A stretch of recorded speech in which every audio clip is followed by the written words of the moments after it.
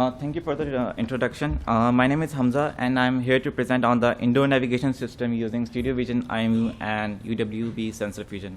And I'm representing Carleton University here.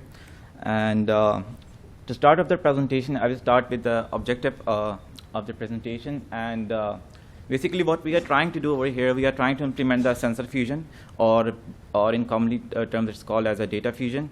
And what we do, basically, we combine the sensor readings from different sensors, and we try to accurate the best estimate solution out of these sensor readings. And the three sensors which we are using are the UWB, stereo vision camera, and the IMU data. So I will start here with the ultra-wideband, and ultra-wideband has proven to be a feasible technology, and it has got a wide array of applications in wireless sensor network applications due to their good time domain resolution. And also they can provide precise location tracking and coexistence with the existing narrowbands. And plus they also have low cost and low power, and plus easily to manufacture on-chip implementation facility. UWB is also considered a cheap alternative to LiDAR-based solutions and can also provide centimeter level ranging accuracy. But as these are sensors, they have drawbacks too. And UWB basically suffer from the drawbacks of reflection, multipath, and non-line of sight conditions. And this takes us to our second sensor, which we are using is the camera sensor.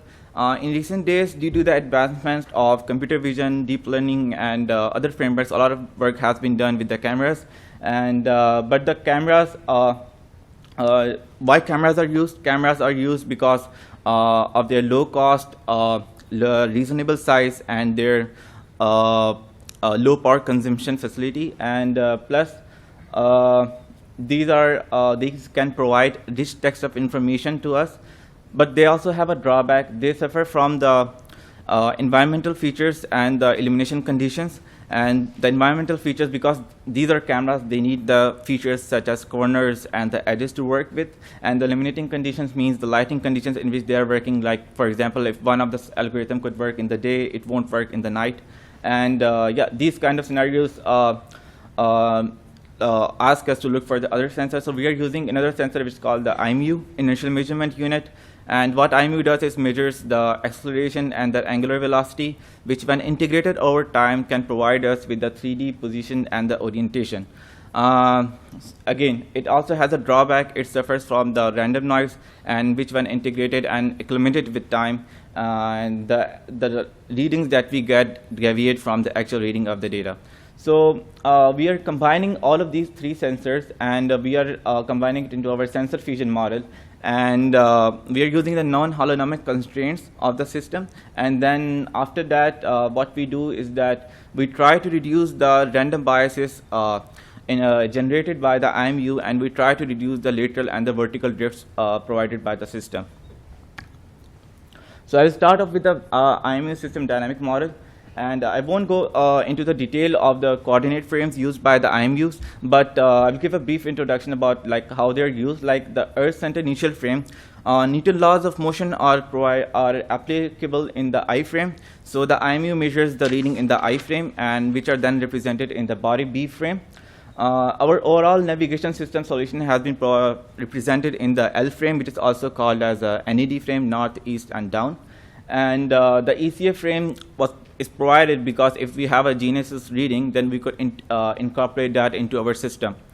The orientation differential equation is shown over here. Since I do not have access to the pointer, so here in the second matrix, you can see that omega LB, and these are the gyroscope measurement readings, and it represents the rotation of the B frame with reference to the L, and B is the bias of the gyroscope reading. And this is the orientation kinematic differential equation. And the second, we have the velocity differential equation. And here A is the acceleration, and which is represented in the B frame, and B is the bias of the acceleration, and G is the gravity vector in the L frame.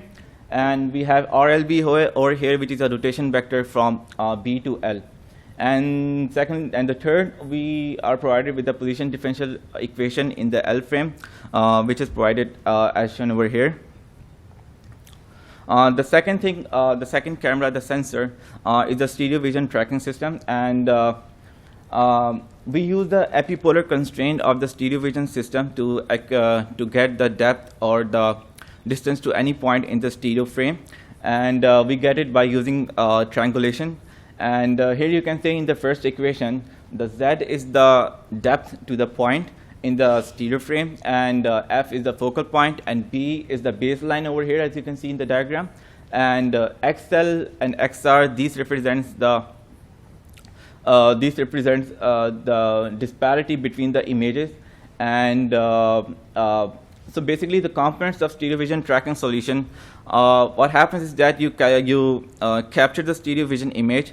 You look for the features in one of the image, like let's say you look for the features in the L image, and you try to find the corresponding features in the right image. Since it is stereo, it has got two cameras, so you look for the features in the left frame, then you try to find out those features in the right frame. Then you make use of the triangulation in order to estimate the depth estimation of those features. And then after that, you use the transformation system to generate the relation between the current frame and the previous frames, and then you accumulate or concatenate those readings in order to generate your trajectory of the stereo vision tracking solution. Talking about the UWB, here we can start off with the diagram over here. So you can see we have here 12 UWB transceivers. So A represent the anchor. So basically we use the Decawave UWBs, and we could either use them as an anchor or as a tag. Here you can see we have 11 plus 1 system, 11 anchors and the 1 tag. And in order to estimate the tag location, we need at least the measurements from at least 3 of the anchors, and then we make use of the trilateration in order to get the tag location. So once we have the distance between an anchor and tag, here in the first equation, you can see xi and yi, those are the anchor coordinates, and tx and ty are the tag coordinates. And then once you have the distance between them, you can get the tag position by making use of the least square method based iteration. Once we have as I have talked about all these sensors, then we combine them using our fusion engine, which we're using the EKF extended Kalman filter, which provides the optimum state information for nonlinear dynamic systems. Here, our nonlinear dynamic system model F dot is the IMU system, and the measurement update we are taking from the UWB position and the stereo vision system. The state vector includes the position, velocity, and the biases of the IMUs. So this is the proposed solution diagram, block diagram of our method. And in the prior arts or in the previous systems where the EKF was implemented, what was done is that they used the cameras and they tried to get the position out of their visual tracking system. But that method is prone to error, and because of the orientational drifts, and so the overall system suffers from it. What we are doing different is that we are making use of the speed updates from the stereo visual odometry system. Basically, when there is a motion, when there is a movement in one direction, so you can make use of the speed from that trajectory. And since you will have only one model and you will only have one update, so you can work on it, and then you try to since it is only one system, so it is more immune to the orientation errors, and it is more robust as compared to the positional updates. So we get the speed updates from a stereo visual odometry solution. Then we get the position updates from the UWB ranging, which is symmetrical double-sided two-way ranging. And then we have got the IMU dynamic model updates, position, velocity, and orientation update. And then we feed this into our fusion EKF-based system. And then after what EKF does, it generates the corrected position, velocity, and orientation out of it. And since it is IMU and it has got random biases, so we also generate the correct biases, and which we feed back to the IMU to correct the biases.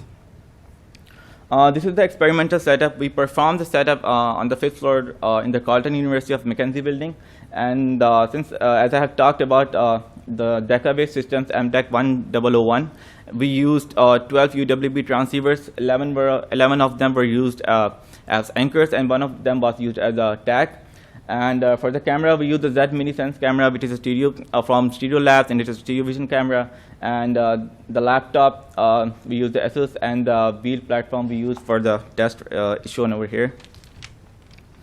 So in this, you can see on the right side of the image are the visual features from the camera, and the left side of the image shows the visual tracking solution generated by the camera. And since we were using, as it was shown here, that the 30 by 30 meter area on the top in the location, so you can see that it is somewhat close to the, this is only the stereo vision visual tracking solution. It is somewhat close to a square form.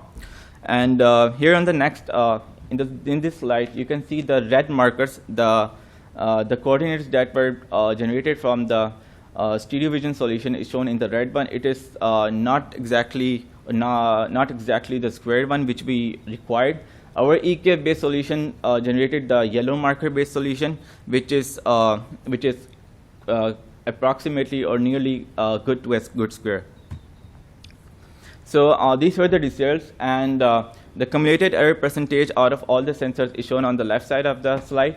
And here you can see the more prone to errors is the IMU solution, which is shown in the green one. And out of these, all the solution, individual sensor solutions, the best one was provided by our EKF fusion solution.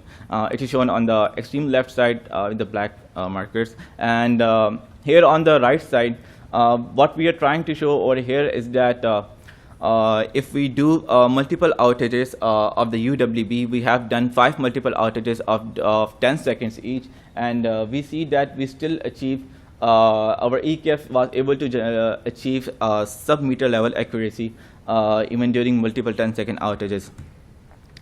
So I will conclude this presentation, and I will say that our proposed system is more robust to errors, and it limits the drifts and resists visual tracking orientation errors. And plus, it outperformed individual sensors which have the position error of 84 centimeter. And during temporal outages of 10 seconds, and which we showed in the last slide 5 times, it had an average error of 30 centimeter. And